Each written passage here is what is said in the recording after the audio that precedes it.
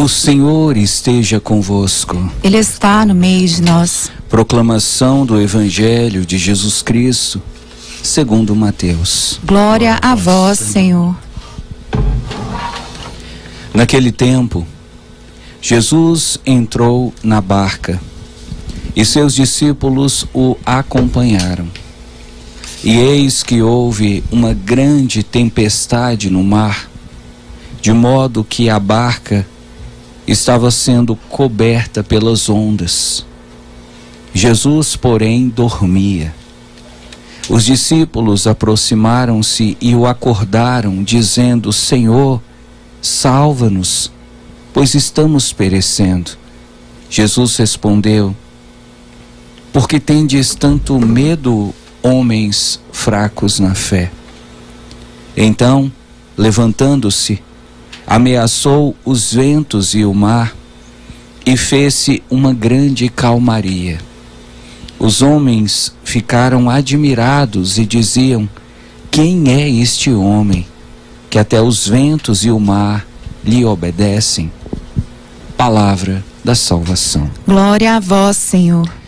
Estimados irmãos e irmãs, ouvintes e internautas, nesta terça-feira a igreja nos traz esse evangelho que nos leva a refletir sobre coisas que acontecem também na nossa vida.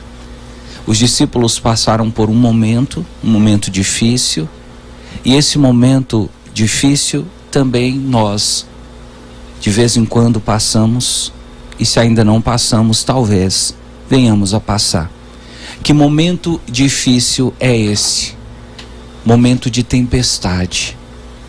O momento de tempestade é aquele momento onde tudo começa a balançar na sua vida, onde as suas seguranças elas se tornam improváveis, onde aquilo que você confiava que ia acontecer não acontece, e aquilo que você não esperava que acontecesse começa a acontecer. E você fica ansioso, você fica nervoso, você fica agitado, você fica preocupado, algumas pessoas entram até em desespero. Esse momento, na Bíblia, ele foi representado por uma tempestade no meio do mar. E os discípulos viveram essa tempestade no meio do mar. Agora, olha que interessante. Os discípulos enfrentaram uma tempestade, mesmo tendo Jesus dentro do seu barco. Aqui nós já temos uma mensagem. As tempestades, ela vem para todos, inclusive para você que decidiu levar uma vida ao lado de Jesus, você que decidiu fazer de Jesus o Senhor da sua vida, você que decidiu chamar Jesus para dentro do seu barquinho, também você poderá passar por tempestades. As tempestades não acontecem só na vida de quem não crê, na vida de quem é pagão, na vida de quem está longe de Deus. Também as pessoas que escolheram seguir Jesus, também os homens e as mulheres tementes a Deus, passam por grandes tempestades na vida.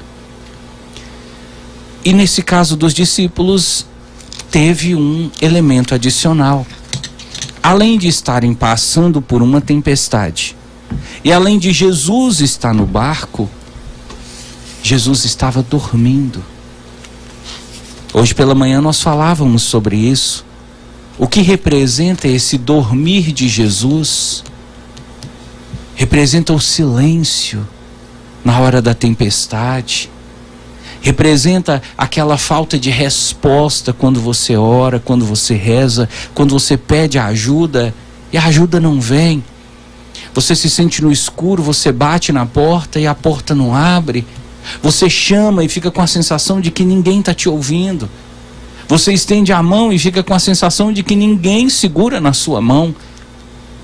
Se você já viveu esse momento, e se talvez você esteja vivendo hoje algo parecido, então você pode dizer: Jesus está dormindo na minha vida.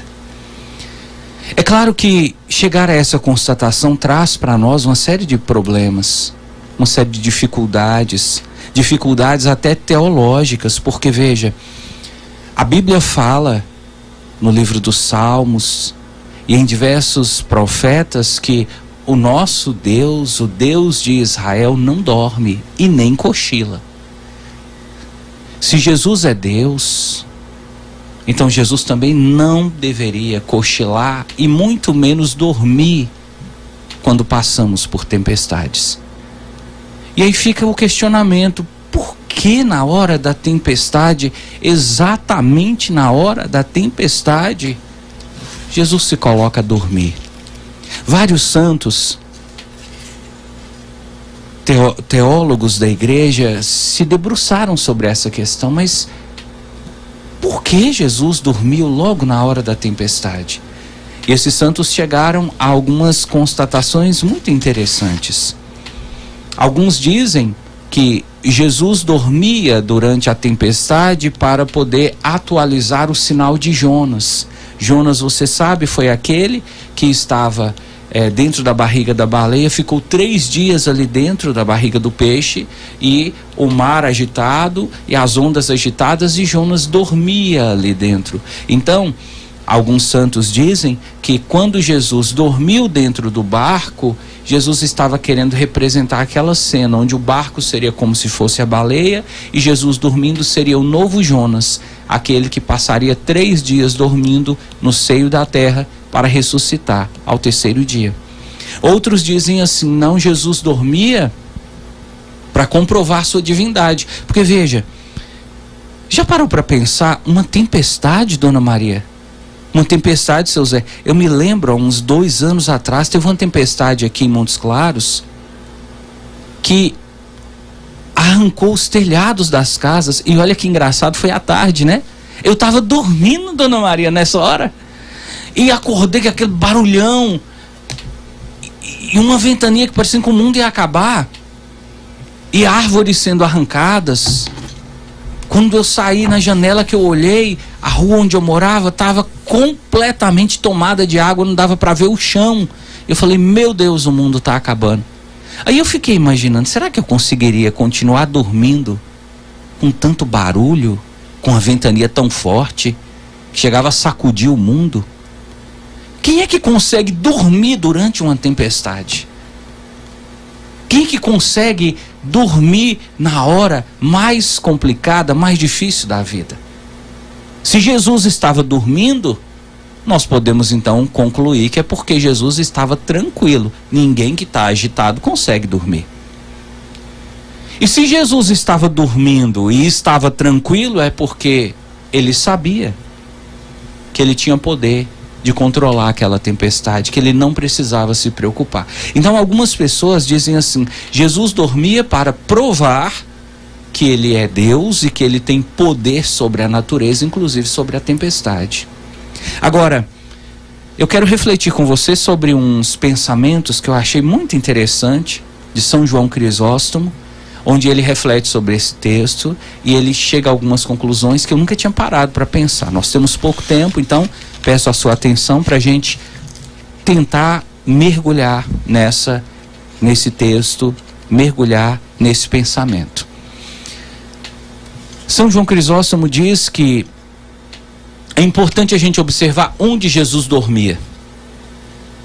E se você for buscar o texto correspondente no Evangelho de Marcos, porque não foi só Mateus que relatou isso, Mateus capítulo 8 relatou isso, mas também no Evangelho de Marcos capítulo 4 está esse relato de que Jesus dormiu no barco. Mas São João Crisóstomo foi lá em Marcos para buscar essas informações onde Jesus dormia. E São João Crisóstomo observou que Jesus dormia na popa do barco. Para você que não entende muito de navegação de barco, aqui vai uma breve explicação. O barco tem 3 partes. Tem a proa, que é a parte da frente. Tem a meia nau, que é o meio do barco. E tem a popa, que é a parte de trás. Então, imagina Jesus dormindo na parte de trás do barco, chamada de popa. A popa. É lá na popa que fica tipo uma cabaninha. É como se fosse um quartinho. Uma parte coberta. E nessa parte tem uma portinha, É como se fosse um quartinho mesmo ali dentro do barco. São João Crisóstomo observa que Jesus dormia ali. E aí ele começa a chegar a algumas conclusões interessantes. Por que Jesus dormia na popa, na parte de trás do barco? E aí vem algumas explicações que merecem a nossa atenção. Primeiro, a popa do barco, a parte de trás, é a parte mais alta. Então, para São João Crisóstomo, dormir na parte de trás, na parte mais alta do barco, significa que Jesus estava querendo mostrar para os discípulos que ele estava num patamar mais alto, mais elevado, e que desse patamar que ele conseguia enxergar, que ele conseguia ter noção de tudo o que estava acontecendo. E aí eu digo para você, se você percebe que a sua vida está tendo uma tempestade, se você percebe que Jesus está dormindo, lembre-se, ele está dormindo na popa do seu barco, numa posição mais alta. Ele está vendo tudo o que está acontecendo. Não pense você que as coisas estão acontecendo à revelia de Jesus. Não, ele está vendo tudo. A posição que ele está na sua vida é uma posição de superioridade. E de onde ele está, ele consegue enxergar tudo. Quem está mentindo para você, quem está te perseguindo, quem está fazendo maldade contra você, ele vê tudo, ele sabe de tudo, porque ele está na popa, ele está na parte de trás. Outra coisa interessante que São João Crisóstomo observou e que nós também devemos aqui atentar é que a popa do barco não é só a parte mais alta, é o lugar onde fica o comandante. Sabe, o barco, ele tem sempre o comandante, e é o comandante, o capitão, que vai dar as ordens, é ele que vai controlar toda a navegação. Então veja, Jesus tem o controle dessa tempestade que você está vivendo. Não é que Jesus apenas tem o controle da sua vida, ele tem o controle dessa tempestade. E ele permitiu que você entrasse nessa tempestade, porque ele sabe como fazer para você sair dela. Então o que cabe a você é confiar que você não está no meio da tempestade como um marinheiro que está dentro de um barquinho e esse barquinho está à deriva, sem comandante, sem rumo no meio do mar. Não. Você está passando por uma tempestade, você pode estar passando, sim, pode estar passando, mas lembre-se, no seu barquinho tem um comandante, que é Jesus, e que sabe muito bem por onde conduzir o seu barco e como tirar você do meio dessa tempestade. E São João Crisóstomo observa uma terceira coisa, é ali na popa do barco, nessa parte mais alta, nesse quartinho, que tem o leme. O que é o leme?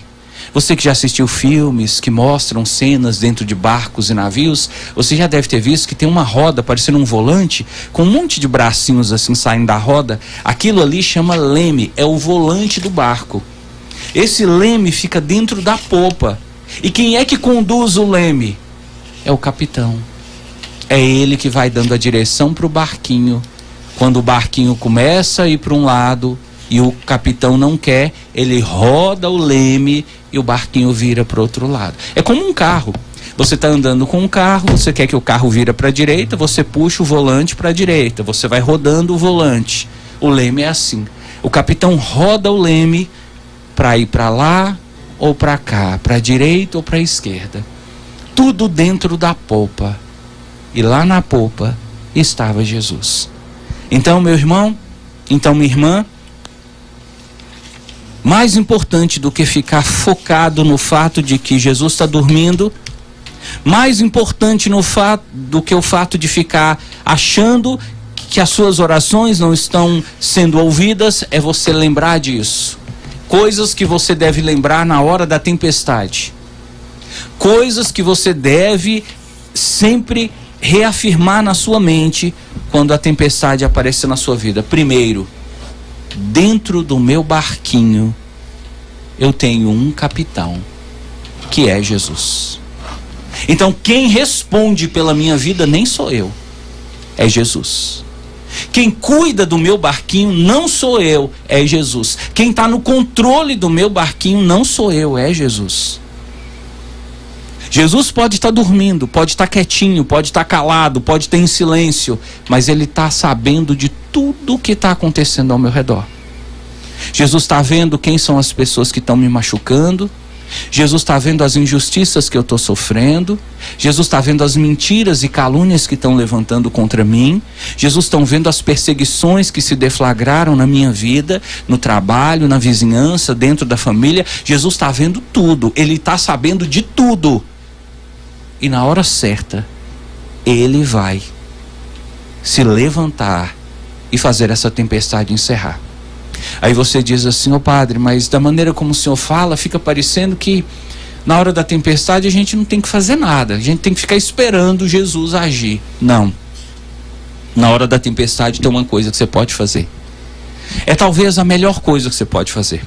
Tem gente que na hora da tempestade vai tomar remédio e se dopa de remédio, achando que os remédios vão conseguir fazer calar a tempestade. Não vão. Tem gente que na hora da tempestade vai pro boteco, beber cachaça, tomar pinga, beber cerveja, e acham que se embriagar vai resolver o problema. Não resolve. Se beber resolver esse problema, os bêbados, os cachaceiros seriam as pessoas mais felizes do mundo, e não são. Tem gente que na hora do desespero, na hora da tempestade, começa a pensar em tirar a vida, começa a pensar em tomar veneno, vou me jogar na frente de uma carreta. Deixa eu te falar uma coisa: se suicidar resolvesse o seu problema, talvez seria uma boa para você. Mas você precisa saber que se na hora da tempestade você suicidar, além de não resolver o problema da tempestade, que vai ficar aí para as pessoas que continuam, você ainda perde a sua salvação e vai morar eternamente no inferno com o demônio e os seus anjos. Então suicidar também não resolve, só complica a sua situação. Mas então o que fazer? Faça como os discípulos: clamem, clama alto, clama forte, levanta de madrugada, 3 horas da madrugada, faz jejum, faz penitência, pega seu rosário, pega seu texto, vai rezar, incomoda Jesus, acorda Jesus. Chega dentro da polpa desse quartinho da sua vida e sacode Jesus. Fala: Jesus, pelo amor do Pai Celestial, acorda. O vento está chocando com o meu barquinho, as ondas estão querendo me derrubar. Levanta, Jesus, faz alguma coisa. Foi o que os discípulos fizeram. Eles gritaram, eles chamaram, eles acordaram Jesus. Ô padre, mas não é errado eu ficar incomodando Jesus? De jeito nenhum, é um direito seu. Porque Jesus, Ele não é apenas seu amigo. Jesus não é apenas o Senhor da sua vida. Ele é o capitão do seu barquinho. Então tenha essa coragem. Chama Jesus, incomoda Ele. Começa a rezar todo dia. Levanta de madrugada, bate seu joelho no chão. Faça jejum, faça penitência. Clama com fé. Eu te garanto, Ele vai fazer a sua tempestade cessar. Pois foi assim que Ele fez no Evangelho.